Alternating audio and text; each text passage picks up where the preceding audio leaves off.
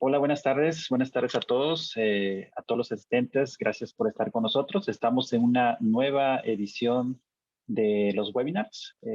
Este 2022 arrancamos con nuestra invitada Gabriela, que nos estará platicando de un tema muy interesante.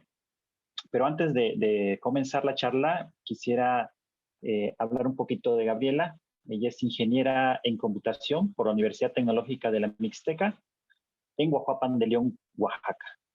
En el 2010 se graduó como maestra en ciencias computacionales con especialidad en procesamiento del lenguaje natural en el Instituto Nacional de Astrofísica Óptica y Electrónica, en Tonancintla, Puebla.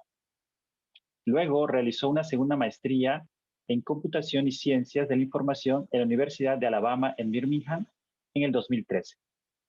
Trabaja en el área denominada procesamiento del lenguaje natural, que es a su vez un área de la inteligencia artificial. Sus intereses de investigación en esta área incluyen métodos y formas de representación para el perfilado de autores, enfoques automáticos para la detección de plagio en código fuente y en general métodos supervisados para la clasificación de textos. Además, le interesan problemas tales como generación de resúmenes automáticos, análisis de sentimientos y atribución de autoría. Es miembro del Grupo de Investigación Lenguaje y Razonamiento desde el 2013 y es un miembro externo del Laboratorio de Tecnología y Lenguaje del Departamento de Ciencias Computacionales de INAOE desde 2008. También es miembro de la Sociedad Mexicana de Inteligencia Artificial SMIA, de la Asociación Mexicana de Procesamiento del Lenguaje Natural, AMPLN, y de la Red Temática de Tecnologías del Lenguaje, RTTL. Actualmente es profesora investigadora visitante en el Departamento de Tecnologías de la Información en la Universidad Autónoma Metropolitana, Unidad Coajimalpa. Bueno, Gabriela, pues primero que nada agradecerte por este espacio que nos brindas y te cedemos la palabra para que comencemos con la charla. Muchas gracias por aceptar la invitación. Gracias, Samuel, por la introducción. Buenas tardes a todos. Voy esta tarde a platicarles un poco sobre de lo que hemos estado trabajando últimamente y tiene que ver con el procesamiento del lenguaje natural para enfocado en cuestiones de psicología en particular. Tratamos de responder a lo que tiene que ver esta plática en este instante es tratar de responder esta pregunta. ¿Tiene relación lo que escribimos con nuestra personalidad? Y bueno, realmente trataré de ser lo más clara posible, pero es probable que falle en el intento, entonces, por favor, si tienen algunas cosas que no queden claras en cualquier momento, me pueden preguntar.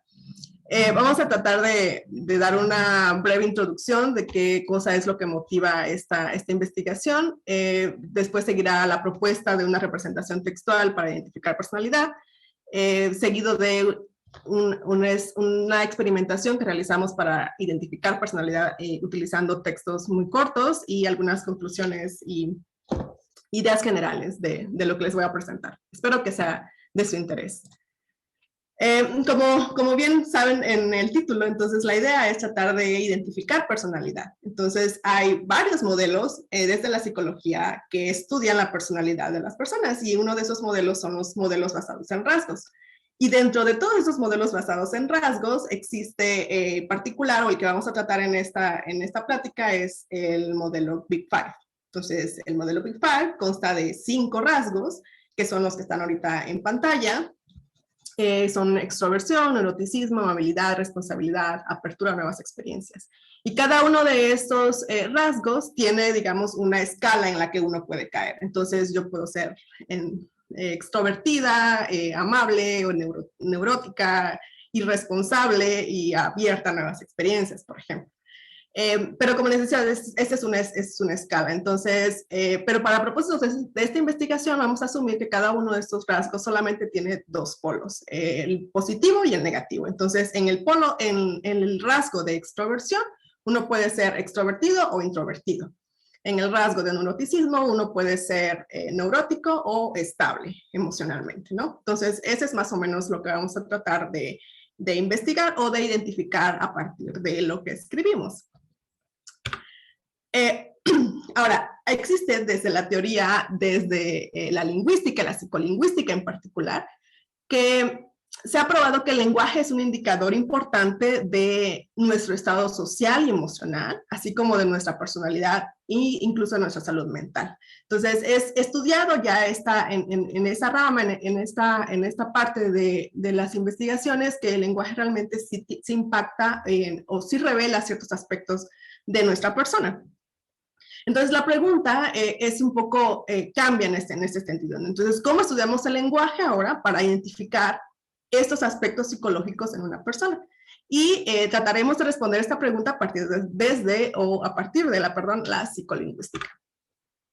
Entonces, desde la psicolingüística existen teorías también que determinan que cada que queremos comunicarnos de forma escrita o hablada principalmente, recuperamos palabras que están en nuestra mente, que ya existen en nuestra mente. Entonces, cada que yo quiero producir o quiero comunicar algo, encuentro estas palabras que estoy hablando, que de alguna manera están guardadas en nuestra mente.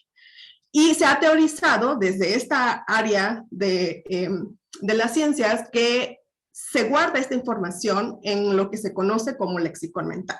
Entonces, en nuestra mente, como no podemos realmente ver lo que hay adentro, entonces en nuestra mente se piensa que existe un lexicón mental en donde cada una de las palabras que nosotros utilizamos en una comunicación están almacenadas ahí. Y recuperamos esas palabras de alguna forma con ciertos procesos cognitivos que nos permiten expresar lo que queremos a partir de la construcción de elementos en el lenguaje. Pero como les decía, no podemos realmente ver lo que hay dentro de nuestra mente o cómo está realmente almacenada en esas palabras o cómo es el lexicón mental. Entonces, se ha modelado el lexicón mental a través de una estructura que es una estructura compleja, altamente interconectada en diversas dimensiones. Entonces, algunas de estas dimensiones, alguna de la información que se supone se guarda en el lexicón mental son cuestiones fonológicas, de semántica, sintáctica, ortografía, cómo se escriben las palabras, incluso aspectos no lingüísticos ligados a los términos o palabras o conceptos que están almacenados en la mente. Entonces, como emociones, algunos contextos sociales, por ejemplo, episodios que podamos o no recordar, cosas de este estilo. Entonces, tenemos por ahí que podemos estudiar, o está el modelo del lexicón mental, pero como nuevamente no podemos verlo, tenemos que estudiarlo a partir de otro tipo de instrumentos. Entonces, existen dos instrumentos en particular de los que les voy a hablar. Uno es un instrumento para encontrar la disponibilidad léxica, y este instrumento se utiliza mucho en lingüística, mientras que existe otro instrumento que se le conoce como asociación de palabras, que es más utilizado en la lingüística cognitiva y en la psicología. Ahora, por un lado, la asociación de palabras, que es esta parte en amarillo, es la forma que se ha teorizado también, que es de las más directas, de entender la estructura del lexicón mental, cómo es que está conectados todos esos elementos que aparecen ahí y qué procesos están involucrados en el lexicón mental, cómo recuperamos las palabras o cómo las almacenamos una vez que las aprendemos, cosas de esas. Y desde el lado de la lingüística, que es lo de la disponibilidad léxica, lo que busca pues es determinar como el léxico disponible, lo que está presente en nuestra mente cada que queremos comunicar algo y en una comunidad de hablantes. Entonces, básicamente el léxico disponible que se obtiene a través del instrumento de disponibilidad léxica es un conjunto de palabras que los hablantes tienen en el lexicón mental y cuyo uso está condicionado por el tema concreto de comunicación. Entonces, mientras que la asociación de palabras es un instrumento, digamos, más directo para conocer esta estructura, es mucho más difícil de encontrar o de poder utilizarlo con un conjunto más grande de participantes. Es una tarea bastante costosa, mientras que la disponibilidad léxica podemos encontrar estos intentos de comunicación o estas intenciones comunicativas y poder extraer el lexicón mental. Y eso es lo que estamos tratando de hacer. Entonces vamos a enfocarnos un poco más en esta rama. Y básicamente lo que los dos instrumentos hacen es tratar de preguntarnos qué es lo primero que se nos viene a la mente cuando pensamos en ya sea una palabra, un concepto, un tema, dependiendo del instrumento que estemos aplicando, es el prompt o la instrucción que nos dan. Pero es básicamente, quieren recuperar qué es lo que nosotros tenemos más accesible o más pronto en nuestra mente dado un concepto. Entonces, como han podido ver, me he estado desde el lenguaje, desde el estudio del lenguaje, hemos estado reduciendo el espacio de búsqueda. Y entonces, en lugar de estudiar todo el lenguaje, vamos a estudiar el lenguaje a través del lexicón mental, y no necesariamente vamos a entender bien qué cosas es el lexicón mental y la estructura de algunos procesos, sino vamos a tratar de entender algunos aspectos del lexicón mental a través del instrumento de disponibilidad léxica, ¿no? Entonces, el lexicón mental de una población se puede conocer de forma indirecta a través de herramientas como la disponibilidad léxica, por eso es que la vamos a utilizar. Estas herramientas permiten recuperar, permiten a los participantes, acceder a su memoria para recuperar palabras que estén más adecuadas a una intención comunicativa dada. Y aunque el léxico mental es individual, está condicionado por factores externos, como pueden ser sus cuestiones sociales, culturales, económicos. Entonces, podemos estudiarlo como una comunidad. Entonces, podemos, por ejemplo, encontrar el lexicón disponible de una comunidad que compartan ciertas características en alguna dimensión sociodemográfica, por ejemplo.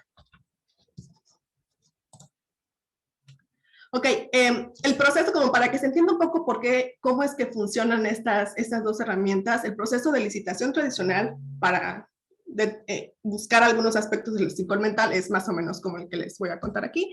Les damos un prompt, dependiendo de si es la asociación de palabras o disponibilidad léxica, se le conoce como otro nombre.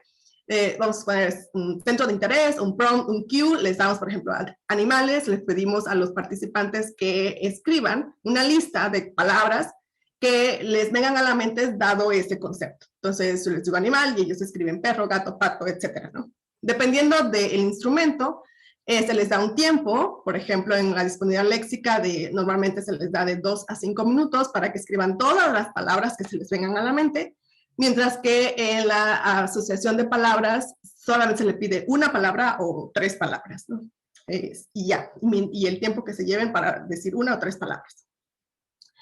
Esto es más o menos lo que se produce cuando se hace una licitación para encontrar la disponibilidad léxica o asociación de palabras. Ese es un ejemplo de lo que sería una asociación de palabras para el cue o el prompt estudio. Entonces, estudio está aquí, es este nodo, y todas las respuestas que los participantes dieron cuando les dijeron, dime toda la palabra que se te venga a la mente cuando digo estudio. Entonces, algunos dijeron libro, otros dijeron carrera, otros dijeron importante, aprender, etcétera, ¿no? Entonces, se grafican más o menos, esta es una forma de representar esas respuestas de un conjunto de participantes, y además los colores aquí también nos van a indicar como las categorías de las palabras o esas respuestas tienen en común. Por ejemplo, todas las azules tienen en común que puede ser el motivo de por qué estoy estudiando o lo que implica estudiar, por ejemplo, trabajo, esfuerzo, futuro, carrera, importante, todas esas palabras están en azul, mientras que lo que está en rosa indica otro tipo de palabras, otra agrupación de estas palabras. En este caso puede ser más relacionado con lo que hago cuando estoy estudiando, por ejemplo, escuela, colegio, clase, libro, estudiante, cuaderno, aprender, pensar, examen, ¿no? Entonces, esta es una de las formas en cómo los investigadores han estudiado las asociaciones de palabras y han determinado ciertas relaciones de cómo se guardan al interior de nuestra mente. Entonces, este es un ejemplo que pueden ustedes producir en esta página, se llama Small Words of Words, Mundo Pequeño de Palabras, y también pueden participar en el proyecto. Es un proyecto bastante grande con varios idiomas, y si están más interesados pueden entrar ahí y ver. Este es otro ejemplo del mismo proyecto. Aquí están utilizando como prompt familia, y nuevamente están dividiendo las respuestas en diferentes grupos de palabras. Entonces, por un lado está casa y hogar, que es, digamos, donde una familia vive. Lo que está en naranja, lo que está en rosa es más o menos los miembros de una familia, hermanas, papás, mamá, padres, padre, madre, familia, hermano, etc. Y lo azul son como las diferentes grupos que existen dentro de cosas externas a la familia, por ejemplo, unidad, sociedad, grupo y amigos. Entonces, como les decía, esta es una forma en cómo se pueden estudiar las diferentes respuestas que se dan cuando se aplican estos instrumentos. Este último tiene que ver con disponibilidad léxica, no asociación de palabras, y el centro de interés que produjo este grafo es alimentos. Entonces, el resultado son unas listas de 23 participantes que listaron alimentos, y los investigadores, en este caso, estos investigadores de acá abajo,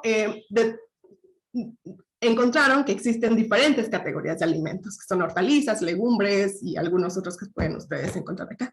Las ligas que representan acá es que están consecutivas en las listas. Entonces, por ejemplo, aquí no. 3 participantes pusieron consecutivamente carne y huevo, mientras que, no sé, 5 participantes dijeron consecutivamente huevo y pan. Ese es cómo se produce este grafo acá. Entonces, ¿cómo se usa la disponibilidad léxica de manera general? Entonces, se propone un centro de interés, se pide a los participantes que produzcan listas de palabras que correspondan a ese centro de interés, se calcula un índice de disponibilidad léxica para todas las palabras producidas por todos los participantes, y entonces se obtiene una lista única de disponibilidad léxica donde están contemplados todos los términos y están ordenados además de mayor a menor disponibilidad léxica. Y esto representa el léxico disponible de un conjunto, de una comunidad, en un centro de interés particular. Una vez que se tiene esa lista, lo que se hace es un análisis que puede ser como los que les mostré hace un momento, que pueden ser grafos, o pueden ser cosas más, otro tipo de análisis, por ejemplo, en donde se están organizando los términos que se produjeron en cosas significantes para el fenómeno que se está estudiando en este instante, ¿no? Entonces, por ejemplo, acá me parece que son cosas que existen en una casa, era el centro de interés. Entonces, aquí los investigadores los agruparon por cosas que tienen en común. Entonces, todos estos son cuartos que deben de existir en una casa, a lo mejor. Lavadero y habitación son cosas que posiblemente existan, pero que están fuera, no sé, recibidor, jardín, cuarto trasero. Son cosas que los investigadores determinan que son relevantes para el fenómeno que ellos tratan de encontrar. Más ejemplos, bueno, estos 2 ejemplos están sacados de estos 2 artículos, y igual si les interesa saber un poco más, por ahí pueden buscar. Entonces, regresando un poco a la pregunta inicial y modificando un poquito, ya no tiene que ver lo que escribimos, sino tiene que ver lo que comunicamos con nuestra personalidad. Y la idea de cómo resolver esta pregunta es que, dada una intención de comunicación particular, a través del lexicón mental es posible identificar patrones en el uso de términos del mismo tipo. Como les decía, normalmente lo que se hace es buscar estas agrupaciones de términos que produzcan algún conocimiento nuevo sobre lo que se está estudiando. Entonces, queremos también tratar de identificar estos tipos de términos que puedan existir en estas intenciones comunicativas, que nos permitan además diferenciar personas con personalidad en polos opuestos. Entonces, si es una persona introvertida o una persona extrovertida, por ejemplo. Y la propuesta, realmente lo que nosotros estamos haciendo, es utilizando, como les dije, la disponibilidad léxica y tratando de hacer este análisis de manera automática para apoyar en el entendimiento del fenómeno.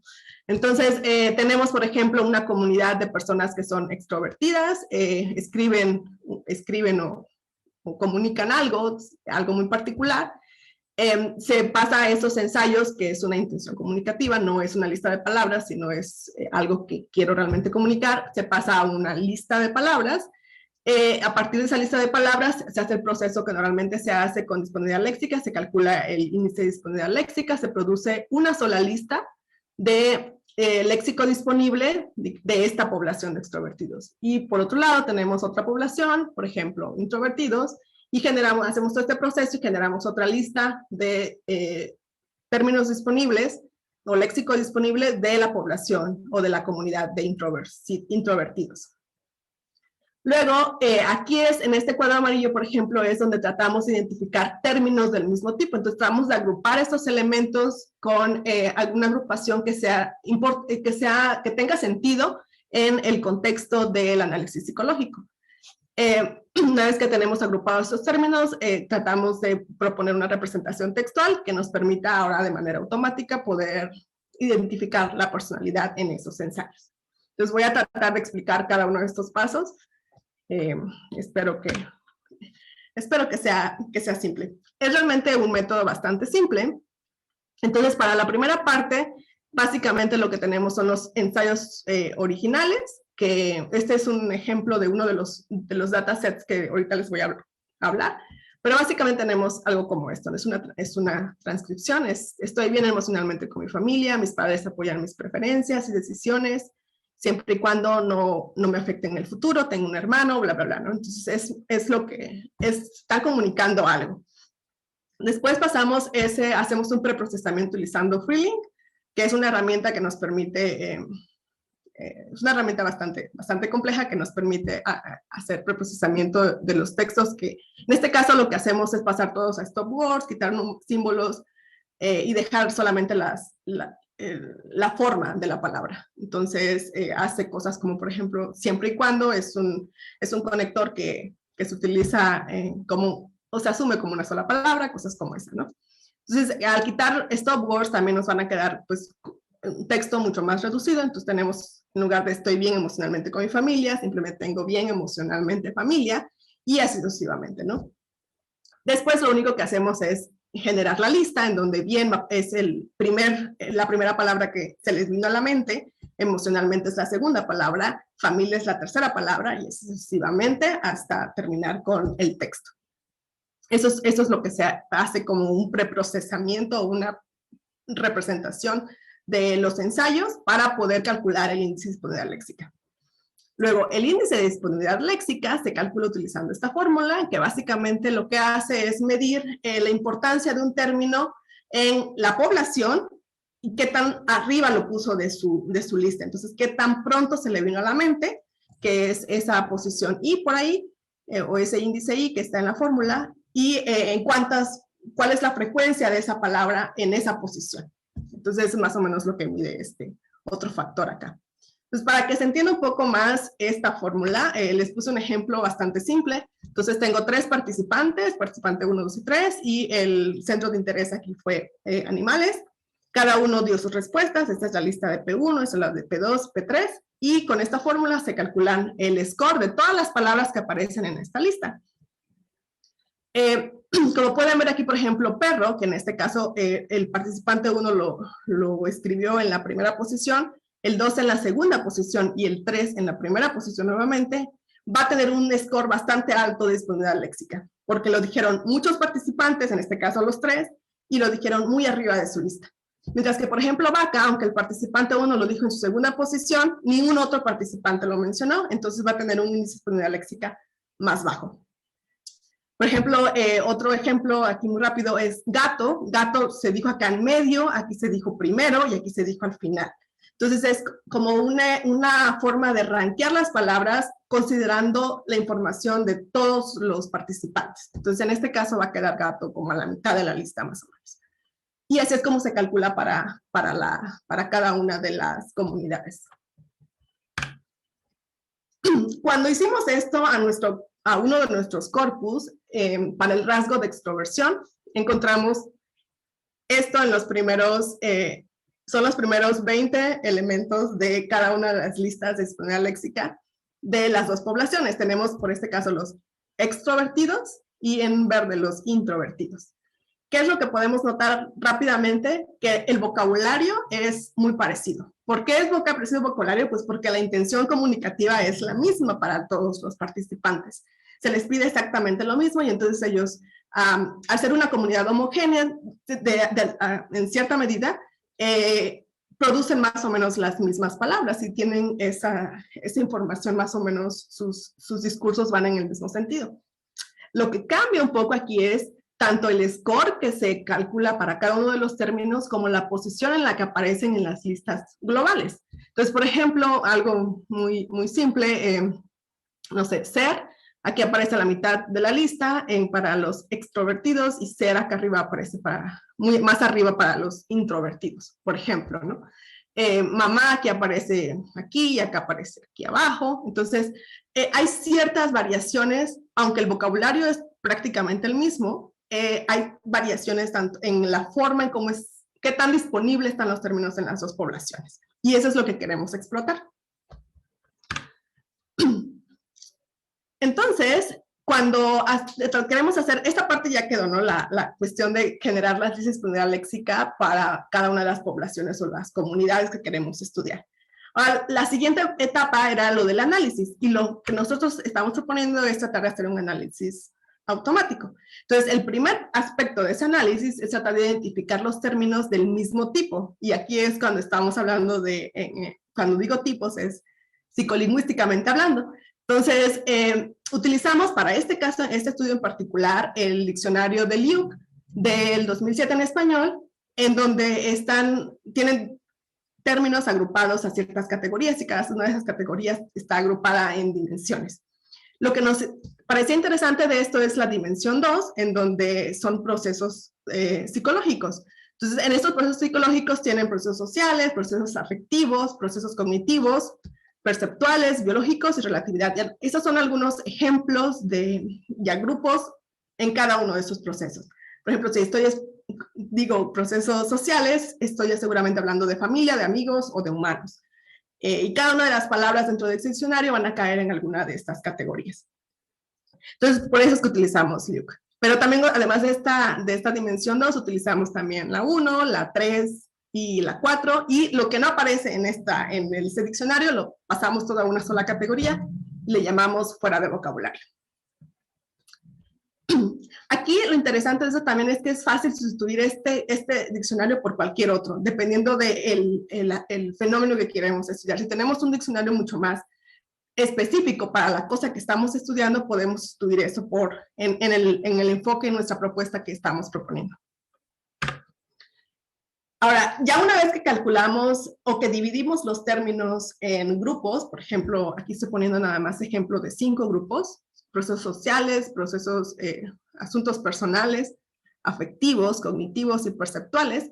Y lo que hice ahora fue agrupar las líneas en dependencia del score de disponibilidad léxica. Entonces, lo que queremos o lo que tratábamos de ver aquí es qué tan separados estaban estos valores de disponibilidad léxica para estas dos comunidades. Entre más separados, mejor. O es lo que esperábamos. Entonces nosotros decimos, ok, si están estas dos líneas en este grupo de procesos cognitivos bastante separadas, entonces términos que caigan en los procesos cognitivos van a ser importantes para identificar este rasgo de personalidad. Y eso es lo que pudimos observar, los colaboradores y yo, en cada uno de los datos, el dataset que estuvimos utilizando. Y ahorita les cuento sobre el dataset, no problema. Después, ya que hicimos esta distinción de agrupar cada término a diferentes categorías psicolingüísticas, la siguiente parte es la representación textual. Ahora, ¿cómo utilizamos toda esa información que ya tenemos y hacemos una representación vectorial, básicamente, de cada uno de los ensayos para tratar de identificar, bajo un esquema de aprendizaje supervisado, la personalidad de los sujetos? Entonces, para hacer esta segunda parte, que es esta caja morada, lo que hicimos fue seleccionar el vocabulario basado en estas categorías de Liuc, pero no queremos utilizar todas las categorías, porque posiblemente no todas sean, como vimos en el ejemplo de las 5 gráficas, en este ejemplo de acá, no todas realmente están bastante separadas. Entonces, por ejemplo, estas acá están muy juntas y a lo mejor no es tan importante esta categoría como podría ser los procesos cognitivos. Entonces, queríamos separar la información de esta manera. Y para eso utilizamos, como lo que queremos es la separación entre estas dos líneas, básicamente se nos ocurrió calcular el error absoluto medio, y entre más allá el error entre esas dos líneas, pues es más relevante para nosotros. Entonces calculamos MAE para cada una de las categorías. Pues para cada una de las categorías del Liuc, calculamos para las dos poblaciones o comunidades, y al final seleccionamos las categorías con un mayor valor de error absoluto medio. Y ese va a formar nuestro vocabulario. Entonces, todos los términos que estén en esas categorías seleccionadas y que estén ya sea en la unión de nuestra lista de disponibilidad léxica de la comunidad extroversión y la de la comunidad introversión. Y esos van a ser nuestro vocabulario. Y después lo que hacemos con la representación es básicamente una representación vectorial, término documento, donde los términos están todos en este vocabulario y los documentos son nuestros ensayos o las instancias. Ok, entonces lo que hicimos después pues, es la experimentación, a ver si esta cosa que estamos proponiendo funciona. Y para eso utilizamos dos datasets. Entonces, uno es, son dos datasets, están en español, los dos. Es una población de estudiantes. Unos son de universidad y otros son de secundaria. Entonces, por ejemplo, el RexPy, que es este primero, se les pidió a los estudiantes de la UAM Pajimalpa de primer año que escribieran a mano y que nos contaran sobre ellos, por ejemplo, algo sobre historia familiar, un evento relevante de tu vida que te venga a la mente. Esa fue la intención comunicativa. Se aplicó en un salón de clases de cada uno de ellos. Después, el otro dataset se le denominó autodescripciones. Esta se obtuvo a través de una entrevista. Se les pedía a los estudiantes de secundaria de una secundaria pública en Tlaxcala que hablaran a la cámara para autopresentarse. Entonces, esa fue la intención comunicativa. Y normalmente lo que hacían era, me llamo fulano de tal, tengo tantos hermanos, vivo con mi abuela, por ejemplo, tengo 3 perros, etc. Y esos son los dos datasets con los que estamos trabajando. Como les digo, es una población medianamente definida y tanto la escritura a mano como la hablada, después lo que hicimos es transcribirlo todo a un documento TXT y ese es el que estamos procesando el documento transcrito. Entonces le estamos llamando transcripciones a ambos. Estas dos tablas lo que muestran simplemente es el número de participantes que tenemos por cada uno de los rasgos dentro de los dos corpus. Y como ustedes pueden ver, es bastante pequeño los dos datasets. Entonces, por un lado, el de universitarios no son más de 150 por rasgo. En el de autodescripciones no son más de 80 personas por rasgo.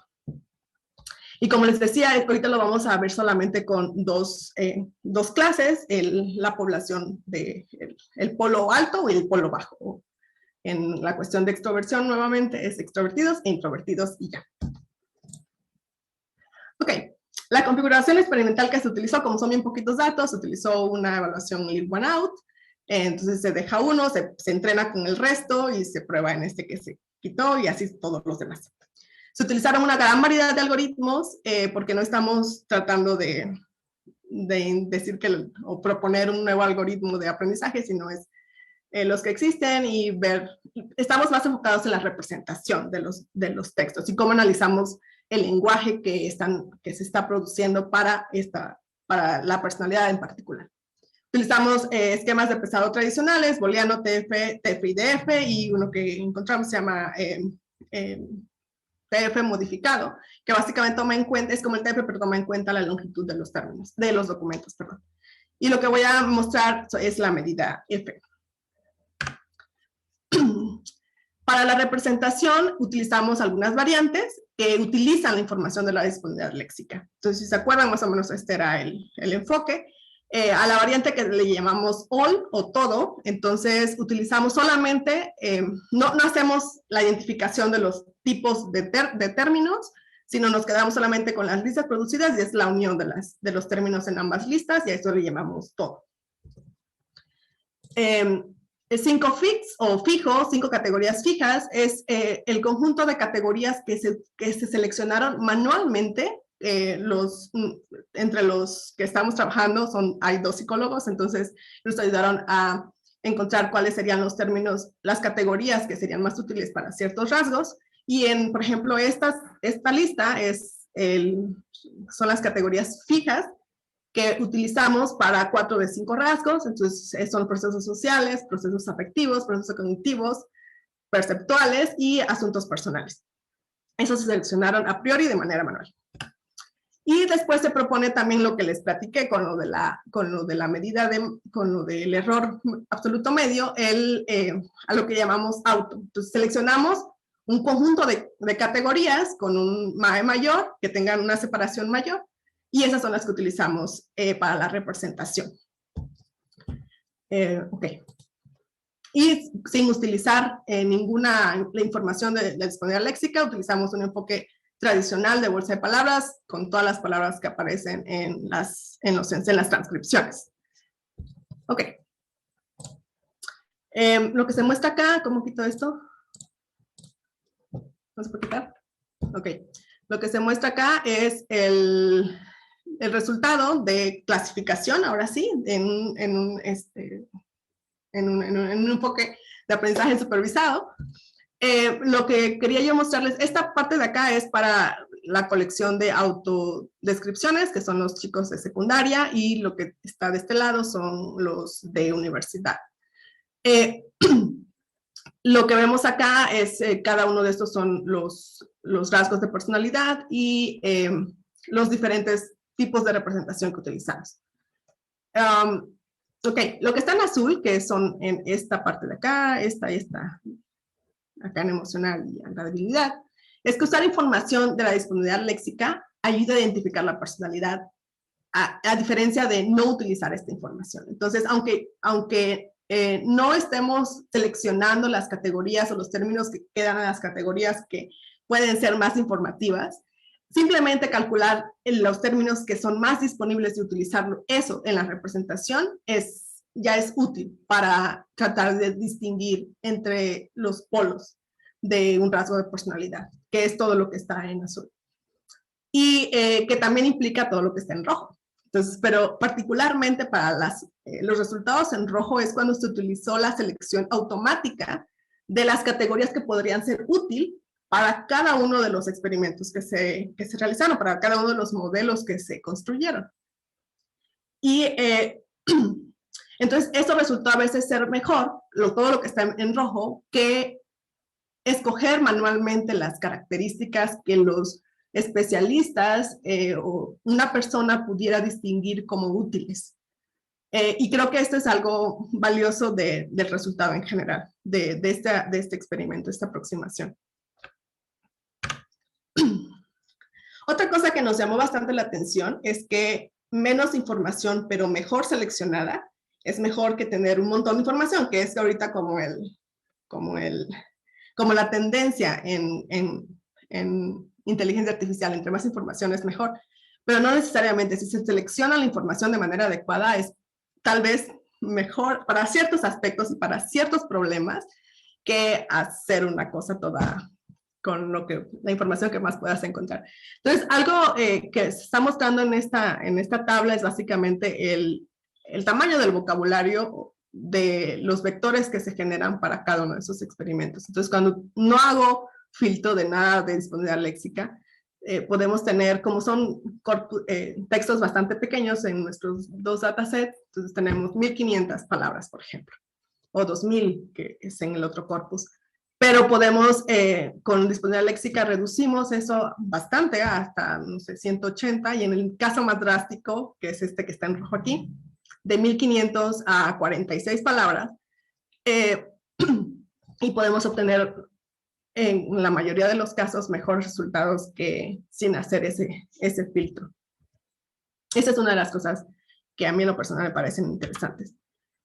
Otra cosa que también estamos tratando de analizar es qué información es la relevante. Entonces, les había hablado que nosotros implementamos una cosa que genera de manera automática las categorías que son importantes para cierto problema, versus a las que se establecen de manera manual. Entonces, cosas que hay que notar acá es, primero, que estas dos que están en rojo, que son los procesos afectivos y los procesos perceptuales, se utilizaron en todos los experimentos para todos los rasgos en los dos datasets. Entonces, de alguna manera, nos dice que estos dos tipos de grupos de palabras son importantes para la personalidad en general. Pero si vemos, por ejemplo, los voy a tratar de llevar a esta columna, es de extraversión. Y este símbolo, ¿qué es? ¿Phi? Sí, phi. Es las categorías que se seleccionaron de manera manual. Y estos son el corpus de autodescripciones y este es el corpus de RexPy, las que se seleccionaron de manera automática. Entonces, nada más para recordarles que los resultados fueron mejor para auto en ambos casos, para extroversión, pero lo que notamos aquí en lo que se escoge diferente cuando se les da de manera manual que cuando se les da de manera automática, es que escoge los términos que no están en LIUC, que no están en el diccionario, antes que los procesos cognitivos. Los procesos cognitivos no los escoge y haciendo esa selección obtiene mejores resultados que utilizar procesos cognitivos, por ejemplo. Y es algo que nos interesa mucho saber por qué y qué es lo que está pasando ahí. Por otro lado, en el de RexPy, que es el de universitarios, igual, escoge OVB, que son los términos fuera de vocabulario, y procesos biológicos, que tienen que ver con sexo, muerte, nacimiento, me parece. ¿Qué procesos cognitivos? Este tiene un poco más de sentido porque incluye los procesos biológicos. Bueno, más sentido para nosotros. Pero igual, tenemos que tratar de investigar por qué esta información no es tan... Porque está escogiendo, por ejemplo, los fuera de vocabulario. Ok. Y finalmente los de apertura, que es esta columna de acá, es la primera columna que ustedes pueden ver. Aquí está escogiendo procesos sociales, procesos biológicos y fuera de vocabulario, mejor que procesos cognitivos, relatividad y asuntos personales. Nosotros pensábamos que hablar de sus cuestiones personales los podría dar indicios de que son más abiertos a sus experiencias, porque hablan más de ellos y de las cosas que se les complica, etc. Pero resulta que no, que los procesos sociales son los que obtienen mejor información para el dataset de autodescripciones. Y para el de RexPy vemos que no hace falta hacer selección de categorías. Si utilizamos toda la información de las listas, sin preseleccionar nada, es mejor o va a tener mejores resultados. Aunque la diferencia no es mucha, de 0.71 a 0.68, de todas maneras hay una diferencia ahí que podría ser interesante analizar mejor por qué sucede eso. Creo que con esto, ok, las conclusiones, sí, con eso ya acabo. Entonces, algunas conclusiones, que más que conclusiones son ideas y pensamientos con los que me quedo, es primero tratar de responder la pregunta. ¿Tiene que ver lo que comunicamos con nuestra personalidad? Pues sí, pues los psicólogos utilizan, además de los instrumentos como cuestionarios, el lenguaje que nosotros utilizamos para comunicarnos con ellos para analizar aspectos psicológicos de sus pacientes. Entonces, para empezar, sí, o sea, la pregunta estaba ahí media rara, ¿no? Media con sí se puede. La pregunta creo que más interesante desde el punto de vista computacional es posible identificar automáticamente elementos del lenguaje para saber la personalidad, y de acuerdo a estos experimentos y a este estudio que hemos estado realizando, pues sí, en cierta medida. O sea, no está completamente resuelta la cosa, pero sí hay aspectos que pueden ser útiles hacer de manera automática, que puedan apoyar al especialista para producir o generar su diagnóstico final. Entonces, nuestro objetivo general no es resolver automáticamente el problema de identificación de rasgos psicológicos, sino entender un poco el fenómeno. Entonces, por eso nuestros datasets son muy pequeños, porque hicimos una selección bastante cuidadosa de cuáles iban a ser las instancias que vamos a utilizar para analizar este proceso. Entonces, si me da tiempo ahorita regreso a cómo hice esta selección, pero la idea es esa, ¿no? Tratar de entender el fenómeno. Y básicamente una de las cosas que queremos solucionar o tratar de dar respuesta o incidir en la respuesta de eso es cómo podemos analizar el lenguaje para ayudar al especialista a focalizar su propio análisis. Entonces, como pudieron ver, y es el punto 2 que muestro en esta diapositiva, hay algunas características, algunos términos que la forma auto, que el experimento con la representación auto, encuentra información diferente a lo que el especialista había decidido que era mejor analizar. Entonces, hay cosas que a lo mejor sí le pueden ser útiles, que los sistemas automáticos le pueden ayudar a tratar de que ellos focalicen mejor el análisis. Entonces, en lugar de enfocarse, no sé, pues preguntarle sobre cuestiones personales, mejor preguntarle cómo es con sus amigos o cosas así, ¿no? No sé, es una idea, pero ese es como que el objetivo de este tipo de estudios. Y, entonces, otros ejemplos de cómo hemos utilizado el lexicón mental en otros aspectos psicológicos son estos dos artículos en los que he participado. El primero es para identificar depresión, el segundo es para identificar depresión y demencia. Entonces, si les interesa alguno de ellos, pueden por ahí verlos. Y finalmente, nada más agradecer y mencionar a los colaboradores de este estudio, que la doctora Verónica Reyes Mesa, el maestro Jaime Rojas Ávila, los psicólogos de cabecera, y Héctor Jiménez, Esaú Villatoro y yo, que estamos en la parte de computación. Muchas gracias a todos por su atención, y si tienen preguntas, con mucho gusto. Muchas gracias, Gabriela. Muy interesante y también revelador, ¿no? De lo que al principio se tenían por ahí como algo por sentado, ¿no? Y después poco a poco fueron desmenuzando y encontrando ciertas cosas que ayudan pues a identificar la personalidad. No sé si alguien de los que estamos aquí quisiera comentar algo o preguntar a Gaby. Hola, yo sí. Soy sí, Iván. Adelante. Ok, muy bien, gracias. Hola Gaby, muchas gracias por la presentación, muy interesante. Gracias. No había visto cómo aplicarlo a aspectos psicológicos. Lo más que había visto era lo de identificación de estados de ánimo. Y esto me pareció bien curioso lo que presentas ahora.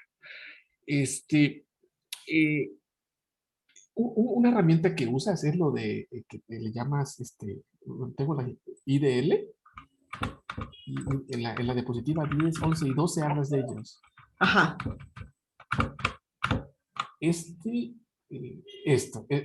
Estos IDL te generan este tipo de grafos.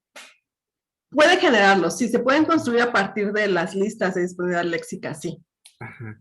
Este IDL, veo que es un poco, bueno, la fórmula, la ecuación que das es estadístico, no toma en cuenta la parte semántica.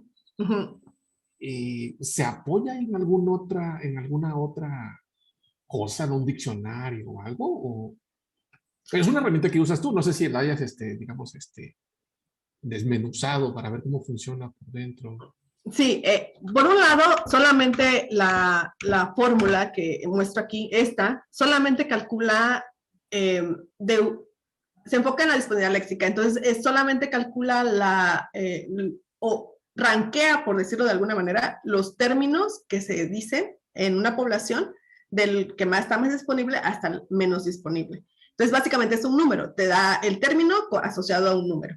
Lo que hacen estas herramientas, esta, por ejemplo, o en este caso, porque esto es disponibilidad léxica, la generación de este grafo es básicamente van lista por lista, y entonces, suponiendo que el primer participante dijo sandía, melón y naranja, entonces lo único que hacen es, sandía lo dijo después de melón, unen estos dos palabras a través de una arista, y luego melón y naranja unen esas dos, y naranja y manzana, y así, entonces van construyendo el grafo. Así es como lo construyen. Y cuando no hay ligas es porque ya nadie dijo sandía después de pollo, por ejemplo, o pollo después de sandía, que son estos dos de acá, ¿no? Entonces, no hay ninguna arista en ese grafo. Y esto de categorías que se muestran acá abajo, de que hay hortalizas, por un lado, no sé cuáles son las hortalizas, pero hay hortalizas. Lácteos, o no sé, proteínas, por otro, que supongo son estas. Eso lo determinan de manera manual al estudiar este grafo, los especialistas, los que están analizándolo. Por otro lado está las ligas acá son, por ejemplo, el Q o el prompt fue familia, entonces algunos dijeron unidad, y por eso es que hay una liga aquí. Y el grosor, me parece, del arista ahí es el número de veces que se dijo. Ahora, no sé en este punto en particular, cómo este proyecto hace la separación de las clases. Esa es la parte que a lo mejor estás preguntando y que para este proyecto no sé cómo lo están resolviendo, que supongo que sí están utilizando herramientas externas, como por ejemplo, no sé, a lo mejor diccionarios semánticos que determinen la cercanía de esto. Es todo un reto. Nosotros hemos enfrentado aquí en Tamaulipas, nos hemos enfrentado a casos de donde tenemos que sacar temas. Hemos aplicado LSA, hemos aplicado Keygraph, que es una herramienta basada en conectividad como la que mencionas tú, que veo que es muy similar al funcionamiento. Y hemos usado últimamente Word Embeddings para hacer este tipo de... Claro que nosotros no le ponemos una etiqueta, una categoría, sino que encontramos aquellas que más se parecen, pero no llegamos, mi pregunta era esa, ¿no? ¿Cómo llegamos a identificar esas categorías? Que me pareció muy interesante, ¿no? Decir, pues qué bonito, ¿no? Que si lo obtienes así, pues, qué padre. De hecho, por ejemplo, esta es, pues, creo que más fácil de identificar porque aquí es lo que está separado, realmente se considera una categoría aparte. Pero para cuando ya tienes muchos más textos, mucha más información, no es apreciable. O sea, realmente es imposible hacer ese análisis de forma visual porque tenemos un montón de palabras, ¿no? Entonces aquí son, pues, ejemplos para nosotros que tratamos con conjuntos grandes de datos, es pues muy pequeño el ejemplo, ¿no? Entonces son pocos nodos y se pueden ver de manera visual. Y lo que yo estuve haciendo, aprovechando que estabas comentando lo de embeddings, yo también trataba de hacer esa separación utilizando embeddings, pero como nuestro corpus, el vocabulario es bastante similar en sí, en general, por ejemplo, es familia, hermanos, papás, mamás, siempre aparecen, están muy cercanos todos esos elementos, aunque sí pudimos ver algunas distinciones, pero igual, o sea, no le puede poner nombre el método, tú tienes que poner el nombre al grupito que se arma, ¿no? De hecho, te iba a decir, la herramienta esta de Keygraph funciona, forma grafos de texto y a partir de medidas de centralidad ya se aborda el problema como un grafo. A partir de medidas de centralidad detecta esos conglomerados de palabras. Igual te digo, te pone un número, no te dice el tema es ¿no? Digo, se parece mucho a lo que tienes aquí. Y de hecho, esto te lo hace para muchísimos textos. O sea, visualmente no hace falta que tú hagas algo, sino que ya te lo sugiere. Claro, igual uno podría meterse a analizar el grafo, pero sale enorme. Cuando son muchos textos, sale enorme. Y lo hace independiente fíjate que lo hace independiente del lenguaje. Me pareció muy bonita esta idea. Ok, esa es una. Muchas gracias por allí. Otro es este enfoque que usas, ¿cómo le llamaste? ¿Lavi? L-I-W, ¿cómo era? Luke, ajá. Luke. Este enfoque que mencionas que trae unas categorías, las palabras que tú tienes, ¿cómo lo aplicas? ¿Lo traduces? ¿Las traduces o también funciona para español? Solo... Sí, tiene para varios idiomas. Este que estamos utilizando es el diccionario de español de la versión 2007. Ahorita van en la 15, creo, 2015. Sí, creo que sí. Pero sí tienen diccionarios para diferentes idiomas. No para todos, pero sí para entonces, es una lista, no recuerdo exactamente cuántas palabras contiene el diccionario, pero a cada palabra le asignan una o más categorías. Entonces, por decir algo, novio, por la palabra novio, le puede asignar familia, humanos y tal vez amigos, ¿no? Sí. Entonces, cada término está asociado a más de una categoría, usualmente. Porque es otra de las cosas que nos hemos enfrentado. Nosotros no habíamos encontrado, bueno, lo más que encontramos fue WordNet, que te asocia como un sentido a las palabras en inglés. Esta etiqueta, la disponibilidad de esa etiqueta para las palabras, no lo habíamos visto hasta con WordNet. Bueno, después ya nos metimos a lo que fue la web semántica, DBPD, y ahí ya empezamos a ver incluso hasta descripciones tipo Word. Ok, muy bien. Tengo otra pregunta. En el slide 21, pones ahí una separación entre los grupos estos. Ajá. Tienes los dos grupos y mencionabas, ¿cómo se interpreta esto? Me pareció escuchar que es entre más se separen es mejor o buscas trasladarse. Sí, la idea es que entre más separados estos, significa que aunque los términos sean casi idénticos o parecidos o iguales, el score de disponibilidad léxica es diferente. Entonces, lo que queremos es justamente encontrar aquellos términos en los que el score sea distinto. O sea, que por ejemplo, si familia por decir algo, introvertidos, tiene una disponibilidad léxica bastante alta, es porque está muy arriba de la lista de los participantes, eso lo dijeron primero, ¿no? Pero si en la otra lista también dice familia, pero no está tan hasta arriba, a lo mejor está como a la mitad de la lista, por decir algo, entonces ese tipo de información es la que queremos encontrar. Que haya diferencia en el score de disponibilidad léxica, que la disponibilidad léxica sea diferente para los términos que aparecen en ese grupo.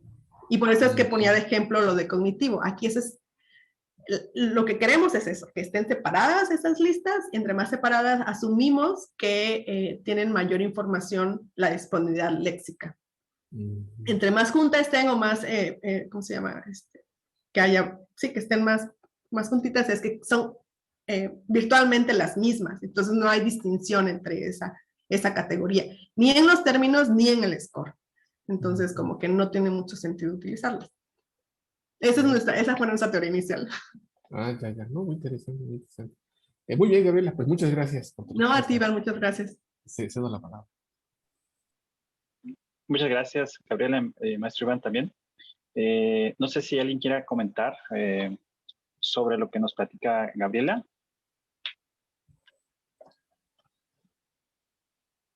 Sí, adelante, Iván. Nos juntamos todos los Ivanes para ahora sí preguntarle a Gaby. Muchas gracias, Gabriela, por tu plática. Tu trabajo es muy bonito y muy puntual. La palabra en inglés es thorough, es muy completo. Tienes muchos ángulos y no hay camino que no pruebas y que no intentas y que no lo interpretas. Es muy inspirador. Muchas Gracias. Felicidades. A mí me gustaría saber un poquito más sobre tu dataset, porque los recolectaste tú, ¿verdad?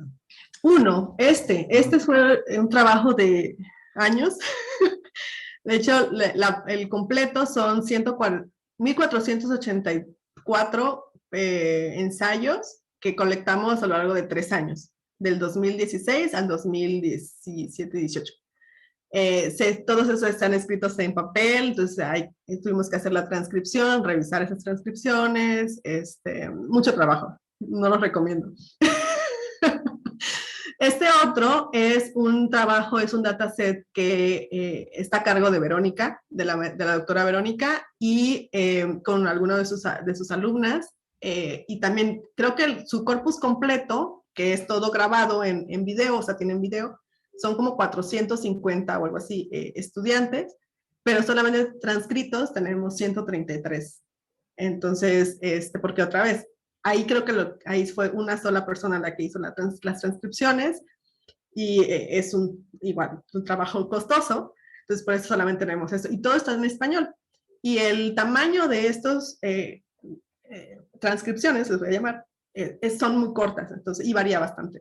Entonces, nuestro, está más o menos en 150 palabras en promedio.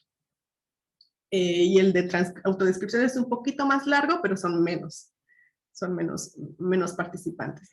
Entonces, ¿sí? ¿Y cómo convenciste a los alumnos de escribir? ¿Y cuál fue ese setting de involucrar a los alumnos, explicarles? Porque se me hace muy interesante que se sienten a hacer un ensayo y que en un contexto de investigación. Sí, fue un proceso también de aprendizaje. Hicimos varios pilotos, de hecho también la doctora Verónica estuvo apoyando desde el principio en la generación del instrumento que íbamos a utilizar y la instrucción que íbamos a escribir y todo eso. Básicamente lo que hicimos fue acercarnos a los profesores de todos los alumnos que estuvieran en primer trimestre en esos años. Los que nos daban permiso, íbamos, les explicábamos al alumno cuál era el objetivo del estudio, firmaban una hoja de consentimiento informado y creo que normalmente lo hacían en 20, 25 minutos. Entonces el profesor tenía que dar la autorización. Y una vez que ya recopilábamos las hojas, de hecho estuvimos varios servicios sociales en estudiantes que nos apoyaron con eso para la aplicación iban a los salones y les explicaban a los alumnos, hacían todo este proceso y pagamos a varias estudiantes, en la mayoría, para las transcripciones. Entonces ese fue un trabajo remunerado, lo otro fue un trabajo no remunerado, pero parte del servicio social. Con eso obtuvimos, explicándole a los alumnos básicamente, ¿no? Teníamos una hoja también informándoles, este proyecto pasa de esto. Entonces el instrumento eran 2 hojitas, una donde tenían información sobre el proyecto, que estaban los nombres de a todos los que nos podían contactar, ¿cómo se llama esto? El cuestionario de personalidad que tenían que llenar y la hoja en blanco donde tenían que escribir. Y a veces tuvimos suerte porque algunos escribían bastante en una hoja completa y otros que solamente escribían, hoy no estoy inspirado, hoy no quiero escribir nada, hoy tengo mucho frío porque pues Tajimalpa, pero... y ese fue más o menos el proceso que se siguió, pero es un trabajo bastante complejo. Sí, muchas felicidades porque la parte del consentimiento informado, estas son cosas muy nuevas para nosotros en cómputo, que apenas estamos aprendiendo y ustedes ya tuvieron una experiencia masiva desde hace tiempo, entonces está muy padre. Tengo otra pregunta, a lo mejor está un poquito más en tu opinión más especulativa. Pensemos bueno, de hecho eso también me encantó mucho de cómo presentaste tus conclusiones, porque esto se tiende a ser más grande de lo que realmente es, ¿no? Y básicamente las computadoras ya saben mucho sobre tu personalidad, ¿no?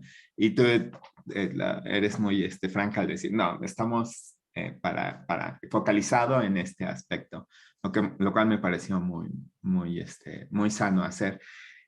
Pero pensando de que esto sigue evolucionando y en una línea de tiempo muy, muy grande, ¿cuál es tu expectativa de este tipo de herramientas? ¿Qué ves haciendo? Bueno, también presentaste 2 investigaciones, ¿no? En otros campos. Sí, me gustaría saber por dónde vas. La cuestión de yo hacia dónde quiero ir o dónde va el campo en este tipo de investigación. Ambas, a lo mejor comenzando contigo y luego ya el campo en 100, 200 años. Sí, lo que a mí me llama mucho la atención son como los modelos o los métodos que tratan de explicar algo. Entonces, entre más simple sea la cosa, seguramente más fácil va a ser de explicar, ¿no? Entonces, estoy segura que la generalización en este tipo de sistemas no es algo que me llame la atención. O sea, no quiero resolver el problema de personalidad dado tu tweet, por ejemplo, o tu timeline, ¿no? Como que eso para qué, tampoco tiene sentido. A lo mejor más sentido tiene encontrar aspectos sobre tu salud mental. Posiblemente ahí como que le veo un poco más de cosas buenas versus malas, en saber, ¿no? De pedir ayuda o ayuda apropiada o pronta o antes de que se llegue demasiado lejos, cosas de ese estilo. Pero por el simple hecho de querer saber o porque las máquinas puedan en algún momento identificar la personalidad como otros variantes, no necesariamente es algo que se deba de producir, ¿no? O sea, realmente lo que a mí me interesa es entender, como decía, ¿no? El fenómeno. Ahorita estamos haciéndolo con personalidad, pero por ejemplo, una cosa que sí me parece bastante interesante es sobre depresión, sobre demencia, como tratar, esto ya lo hacen los científicos psicológicos, tratar de encontrar aspectos de demencia de manera temprana, ¿no? Como analizando el lenguaje, porque tiene mucha injerencia ahí. Entonces, a lo mejor tratar de hacer este tipo de ejercicios muy focalizados a este tipo de comunidades que necesitan esa ayuda, pero sin dejar al especialista de lado. Entonces, es muy importante tener al especialista dentro de la construcción de los sistemas también. Entonces, creo que por ahí debería, por ahí me gustaría a mí ir. Ahora que seguramente las computadoras tendrán capacidad de hacer todo eso en 100 años, en 200 posiblemente, y tal vez no podríamos nosotros más que regularlo, pero sí, o sea, como que hacia allá va el campo y como que hacia allá anda todo el mundo corriendo, pero no necesariamente es algo que uno debería de correr detrás. No sé. No, muchas gracias. Es muy, muy clarificador tu posición. Muchas gracias, Gabriela. Gracias, Iván, por estar y por las preguntas. Muchas gracias, Iván. Gracias, Gaby. Bueno, aprovechando que estás, Gaby, unas preguntas rápidas. Primero, no sé si el dataset está disponible, ¿lo tienen disponible? Igual si gustas lo podemos... Ajá. Esta parte, el completo no está todavía, pero hay un subconjunto de este dataset que sí está disponible. Hicimos una competencia en el 2000, no me acuerdo, cuando no había COVID, para detectar, utilizando parte de este corpus. Entonces, esa parte sí está disponible. Te paso la liga después, porque ahorita no la tengo a la mano, para que a lo mejor si quieren la pongas ahí donde pones lo de la plática, pero no está completo. Estamos trabajando justamente en analizar bien, haciendo otro tipo de análisis sobre el corpus, y ya seguramente estará, no en su versión original, pero a lo mejor sí en su versión preprocesada. Excelente. Sí, para colocarlo ahí bajo en la descripción del video, YouTube, y pues si alguien lo ve y dice, bueno, te quiero probar con estos datos, pues ahí lo tiene, ¿no? Bueno, esto es como un poco curiosidad, ¿no? Esto de la personalidad, en ocasiones yo creo que se generan ciertos estereotipos, ¿no? Por ejemplo, en el área de computación, los alumnos dicen, bueno, es que los alumnos de computación pues son más introvertidos, ¿no? Que otro tipo de alumnos, ¿no? Y me parece que no todo el tiempo, ¿no? Yo creo que hay de ambos tipos de estudiantes y en todas las carreras. ¿Han pensado o digamos que al final de toda esta experimentación y del desarrollo de estas metodologías, llegar a un tipo de implementación para cierto aplicación? Es decir, ¿es que lo queremos utilizar en un momento para algo? No. No como un producto. No, al menos yo no lo he visualizado de esa manera, tal vez después o con algún otro alumno, no sé. Pero no en principio. Como dije, es más, si es una aplicación hacia o para el apoyo a los especialistas. Entonces, un poco la idea que teníamos es esto, ¿no? De darles las categorías que selecciona el método de manera automática y decirle, o sea, concéntrate en estas, porque seguramente aquí a lo mejor puede haber mejor información que si te concentras en estas otras.